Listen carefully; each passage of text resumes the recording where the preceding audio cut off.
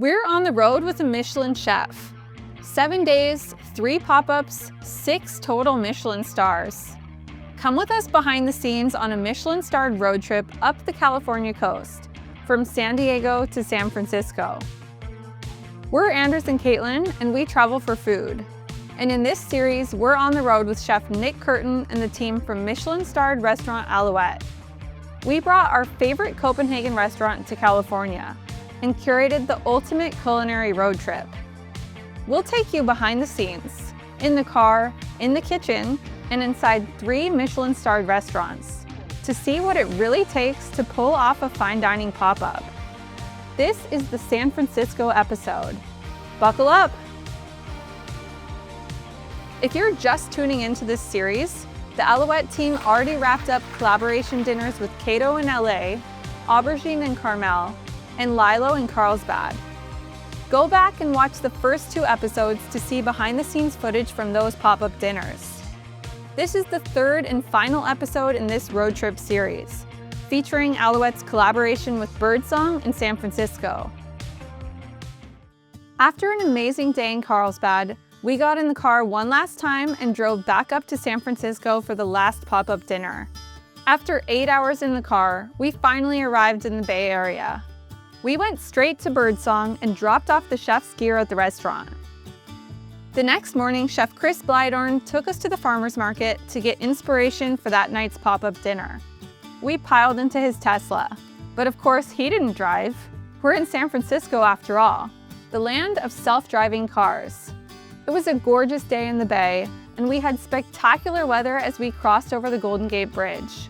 We had to stop for a moment to take in the view and the breathtaking beauty of California, while the chefs contemplated the collaboration ahead. Two Michelin-starred Birdsong is our favorite fine dining restaurant in San Francisco, and we've been telling the Alouette team about it ever since we first ate there in 2022. We knew Nick would love their bold, punchy flavors as much as we do, so it was fantastic to finally get to bring 2 of our favorite restaurants together for this collab dinner. Honestly, a dream lineup for us. Watch our recent video featuring our latest meal at Birdsong, with a review of the full tasting menu. We arrived at the Marin County Farmers Market. Chris showed Nick and Camilla around and introduced them to some of his favorite farmers and produce. We sampled lots of fresh citrus. Nick picked up some calamansi for a course he was preparing, and Chris picked up some vegetables for his dishes. Of course, they even had a hand brew coffee station at the farmers market. Classic San Fran.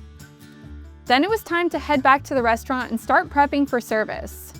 The Birdsong team came out to help unload the car. Chef Bleidorn previously worked at Alinea, Benu, Atelier Cren, and Saison, and you can really feel that influence in his live fire cooking style. Birdsong is heaven for carnivores and hell for vegans. It's a true meat sanctuary, and they try to use every part of the animal, from the heads to the hearts. The kitchen is adorned with the carcasses of hanging birds, and they even have a dedicated meat room downstairs, where they dry age whole animals and make their own charcuterie. Birdsong is all about cooking over an open fire, grilling, smoking, and stoking embers to bring out the maximum flavor in each dish. Each bite is deeply layered and unapologetically carnivorous. Bold, craveable, and incredibly well-balanced. This is the only restaurant we revisit every time we're in San Francisco. During the day, it was all hands on deck prepping for the dinner. Tedious tasks like shelling peas required everyone to stop what they were doing and pitch in. We took a quick lunch break and enjoyed sandwiches from Deli Board. The day ended with a staff meeting where Nick and Chris talked about each dish and prepared the teams for service. We had a spectacular meal last night. Like truly, you guys just really drove upon me. Every single bite was delicious, so thank you so much for that. It was really inspiring, and we're honored to be here to cook with you, and we appreciate all the space and the help that you guys have given us today. Really quickly about Alouette. So we are a sustainably focused and local restaurant, similar to yourselves. We opened actually the same year. We opened June 2018. We only utilize Danish products, which is quite a challenge, seeing as nothing grows between September and May. but we find ways to make it work. We don't get citrus, but we get a lot of citrusy flavors. We get a lot of dynamic flavors, tropical flavors, all coming from the Nordic region. And we want to show off all the wonderful things that farmers are doing, not unlike yourselves. So we're super excited to be here. We're super excited to show off some of our dishes, also some of our own interpretations of some California produce. Thank you, Chef. Thank you. As always, we were impressed by the short time they had to learn everything for a limited pop-up. And then it was time to eat. We arrived for dinner and sat at our favorite seats at the counter. This is where you want to sit for the best view of all the action. A couple of local members of the Hungries were seated at the counter next to us, so it was fun to share the meal together. Did you know we have an international food club with over 500 members around the world? Join the club to meet other food lovers and attend fun events with us. Chef Chris stood at the pass calling out the dishes. Every plate goes by him for approval before it's sent out to guests. Okay, we're looking for 4 lobster all day. On this night, he had an extra set of helping hands. His adorable daughter was attending the pop-up too. First 2 lobster. Like always, we tried one house-made non-alcoholic pairing and one wine pairing, which started with a glass of Dom Perignon. Birdsong kicked off the menu with a serving of tuna marrow, seaweed, and bone vinegar. This was nice and fresh with oceanic salinity. Have you ever eaten bone marrow from tuna before? Chef Chris tested some new courses for this pop-up, including a dish of Dungeness crab and kohlrabi, which had funky kimchi vibes. Fresh and funky. The Alouette team presented some of their classic dishes at this pop-up, including the stunning beet tart. After a week on the road together, we still saw new things in the kitchen we hadn't seen before. It was so fun to watch them turn the beets into a crispy tart shell. This is beet tart. It's smoked beets rolled together with pickled magnolia blossoms, a little bit of shiso. Underneath is a Mirabelle umeboshi pudding, and then a beet tart. Just eating this one with the fingers, one bite. Juicy, smoky, and crunchy. Such a good bite. R&D Chef Summer presented a familiar dish that was now in a different shape. At the previous pop-ups, we enjoyed a small trout roe tart, but here we had a bigger serving of roe in a bowl with apple, roasted and smoked celeriac, and steamed Jerusalem artichoke. On top, salmon roe marinated in blackcurrant and tomato water. It's actually quite different with the salmon roe. Next came Birdsong's grilled red abalone from Monterey Bay, cooked over the embers and served with a rich sauce made from its trimmings, breadcrumbs, and local lettuces. There was also braised pig's face in this dish, bringing deep savory richness. The texture of the abalone was perfect, incredibly tender and buttery, with a charred edge from the fire. If you want to see where this ingredient comes from, watch episode 1, where we visit an abalone company in Monterey. Wow. So good. He snuck some meat in here too. And then came the ember roasted black cod, one of our all-time favorite Birdsong dishes. We got a fun dish here tonight for this Alouette Birdsong collab. Basically, we're using black cod caught locally here, mostly coming out of Marin. What we do is we age these guys on the bone just to firm it up a little bit, mature them, and then cure them kombu style. So a technique where you lay these fillets on sheets of seaweed kombu. And the salinity in those seaweeds is going to draw out some of the moisture of the fish. It's going to firm it up just a little bit. Whole time that happens, we got these fans blasting down on the skin. It's making that skin dry and leathery. It's about an 18 to 24-hour process. Preparing it for us to grill it right over raging hot embers. What we get is this crispy, cracker-like texture on top, flaky fish on bottom. We serve that with whatever amazing vegetables in season from the market. Right now we're using this beautiful purple broccoli we get from one of our favorite farmers, Humble Roots. The cod was incredibly fatty and tender, with perfectly crispy skin and a deep smoky flavor from the fire. That fish just like dissolves on my tongue. Oh my God. What we do is we serve that with a Parker House roll. We make the seaweed butter that we season with the bones of the fish. We ferment those bones with koji, and we smoke them and dry them and grind them. You get this wonderful salinity coming from them. We spoon that right over the bread. It's almost like this bone furikake type mixture. We were instructed to pick up the bun with chopsticks, bite the top off, and then use the rest of the bread to soak up the creamy cod sauce. The bread had a soft, doughy center and a crisp, smoky edge from the grill. Rich, umami-packed, and completely over the top. This is a perfect serving. So buttery. This bread. We finished the cod serving with tempura fried cod sperm, crispy on the outside and creamy on the inside. All right, 4 pumpkin, 2 swan, yeah. We got to enjoy Alouette's signature pumpkin dish one last time. It was our all-time favorite dish of 2025, and we were so thrilled to get to eat it 4 times on this road trip. Perfectly sweet and salty, it's a dish for the Alouette history books. So this is the red curry pumpkin. Fire roasted, pureed, black label caviar from Rossini, brulee custard on the fresh juice of pumpkin seed milk, verblanc, and then caramelized seaweed oil and pumpkin skin oil. Could be a brie dessert. We also got to eat the pop-up favorite spiny lobster with tangelo sauce once more. It was so fun to watch this dish evolve over the course of the series. In its 4th iteration, now plated tableside with some saucing action. It came a long way from the first dinner at Kato. Birdsong ramped up the richness with an insane take on the chawanmushi in the most decadent style.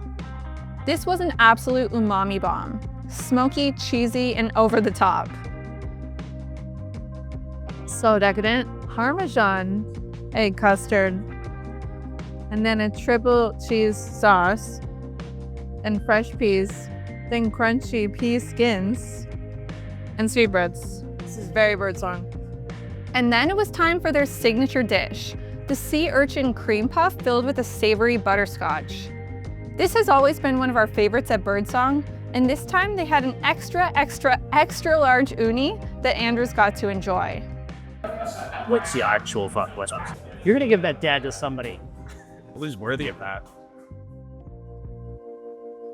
None of the chefs believed he could eat it in one bite, but Anders was up to the challenge. The whole kitchen stopped to watch as he tried to fit it in his mouth. It was the moment everyone had been waiting for, and he knew no one would take him seriously as a food blogger if he couldn't finish it in one bite. Luckily, he took it like a champ. This was followed by another Birdsong classic, the smoked quail. It's dry-aged for 10 days, then lacquered Peking duck style in hot oil and honey, until the skin is glossy and crisp. We were each served a half bird, meant to be eaten with our hands. The meat was incredibly juicy and smoky, served with an XO-style sauce made from the quail's own innards. Deeply flavorful and unapologetically meaty, this is where Birdsong's carnivore side fully took over. Still the best quail in the world. Wow. To use every part of the quail, they also served a broth of grilled quail bones. So nice. It's like so rich, but the mint really makes it fresh. It's an incredible broth. Chef Nick created a special dish just for this dinner. Hi, I'm Nick, and this is Behind the Curtain. Today, we decided to do a dish that was going to be a play on some of the flavors that we picked up through our California tour. One of my favorite beans to cook with is a serrana bean. We've been cooking them all day with some of the fresh avocado leaves that we picked up in LA. We've reduced the bean cooking liquid down. We'll be mounting that with a touch of the Rangpur lime and calamansi that we got today at the farmer's market with Chris, mounting it with a little bit of butter, and then it will go over some blackcurrant jam that we brought from Alouette, a touch of the California laurel oil that we got when we were in Carmel by the Sea with aubergine. We'll finish everything with a little bit of caviar folded in along the beans. It's earthy, it's ocean, it's taste of the California coast. Highbrow, lowbrow, humble beans elevated in a fine dining setting. That is unlike anything I've ever eaten. They weren't done stuffing us. Birdsong ended the savory section of the meal with a dry-aged antelope ribeye, grilled over the fire and served with a green garlic puree, marsala spice, and bone sauce. This was for sure the heaviest meal of the road trip. We were dying at this point, but luckily dessert goes in a separate stomach. Things freshened up with Birdsong's pomegranate sorbet with rose, geranium, aerated yogurt, lemon mochi, and pomegranate seeds. We loved the fresh textures and flavors here.